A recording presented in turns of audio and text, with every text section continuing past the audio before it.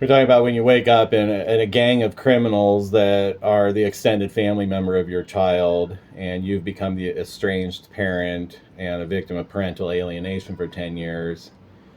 And the problem's not subsiding. It's like I've gotten my distance away from that crime ring that kidnapped my child from me and used most of the members of my own family to do it because they were willing and able because they just have those criminal tendencies, and may Allah guide them on me. But at this time, they're misguided and they're kind of satanic.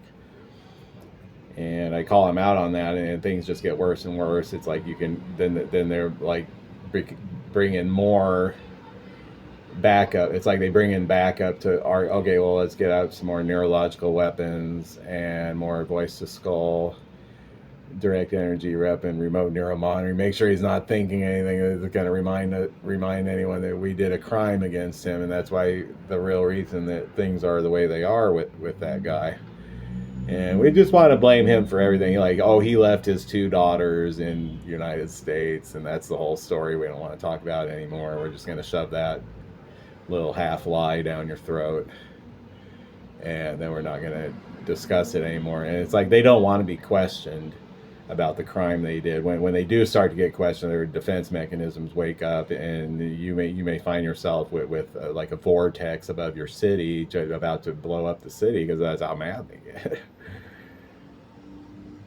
Or with those other groups that like you're like an enemy of the church and the state. They're gonna get a satellite to make your car have an accident, and that's supposed to teach you a lesson. That's part of the trauma-based mind control. It's like put you through a traumatic ordeal with an accident or a transaction gone bad or a kidnapping. And that's what we were talking about, the jinn.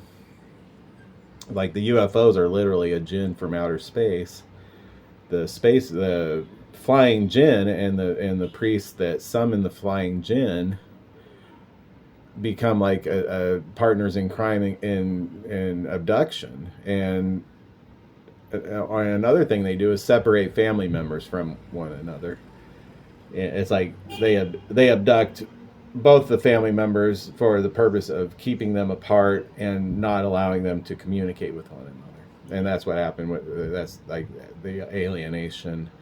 And you say use the word alienation, it's like they might actually have aliens involved in doing it. Aliens have a lot of there's a lot of folklore that the history of aliens visiting humans is that they abduct them, and people go missing because there's like a UFO sighting, and then some